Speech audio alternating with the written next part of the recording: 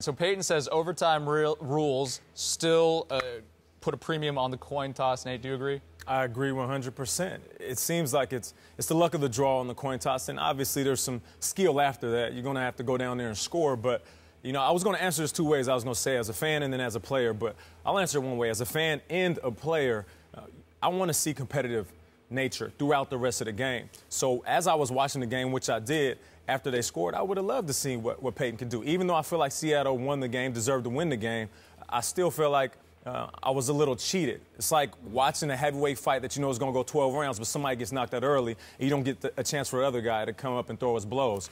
And that's how I felt. You know, the league is meant to appease the fans. That's the direction it's going in. There's a lot of consumers. You know, I'm a consumer. I watch it. I pay for the games. I pay for the jerseys, and I celebrate what it is the league is. So I want to see the game last as long as it possibly can, and that's just me speaking selfishly of it. Stephen A.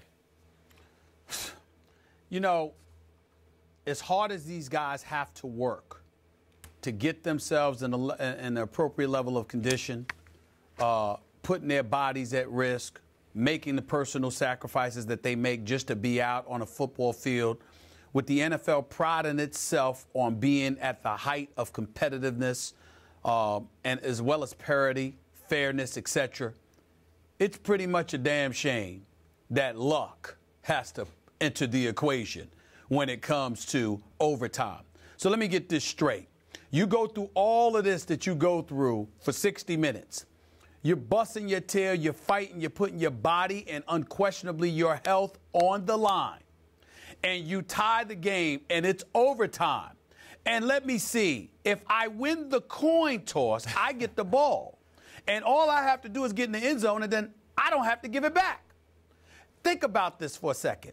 It is Peyton Manning that we're talking about here, one of the greatest quarterbacks in NFL history.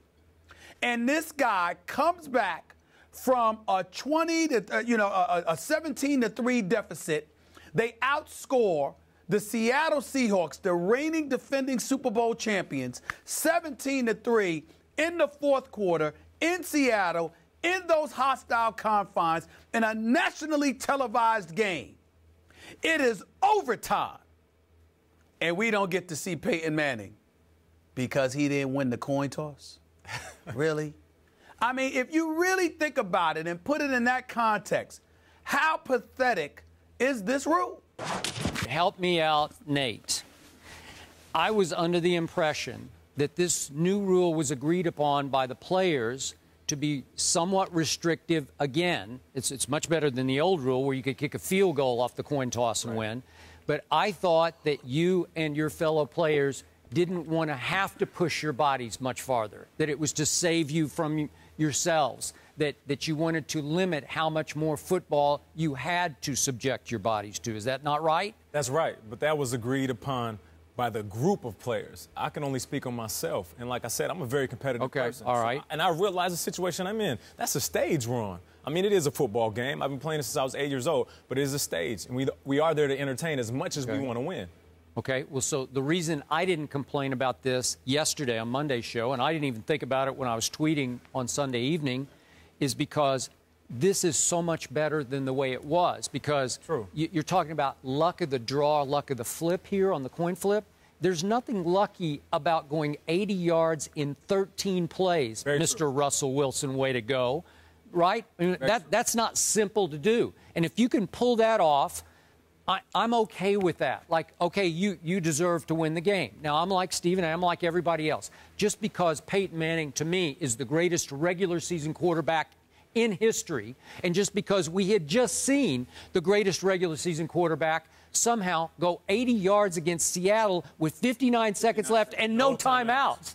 That's impossible. And since he had done it once, the prospect of seeing him have a chance to do it again against the same defense that tormented him in the Super Bowl was just too good to be true. And so we're all left a little hanging because it didn't seem at that moment sporting not to give Peyton Manning a chance to respond to what Russell Wilson did. But again, Stephen A., they agreed. The Players Association did not want to subject the athletes to have to play more football. Yeah, but there's a couple of things that you're missing here. Number one, I would like to see at least both teams, they have to get at least one possession in overtime. That's number one.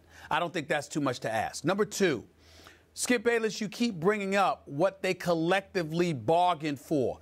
When you're across from the negotiating table with billionaire owners and you're getting eaten alive, as has happened from time to time with collective bargaining negotiations by players, you're going to take what you can get. I'm sure that when the players were talking about what's taxing on their body, et cetera, I'm quite sure that the priority was, oh, what if the game goes into overtime? I don't want to play that long.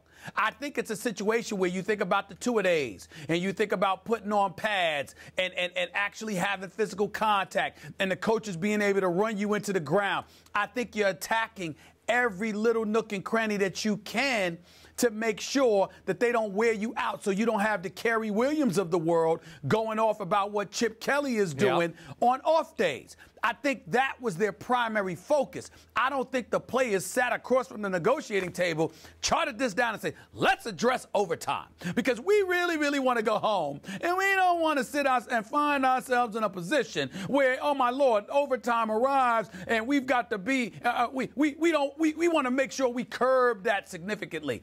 I think there's a lot of other things that go on in terms of the arduous task that is placed on the shoulders of players, and that's what they were addressing in general, and this just fell under that umbrella as opposed to walking up in there for a collective bargaining negotiation and saying, let's make sure you add this. So I think we have to put it in its proper context. Okay.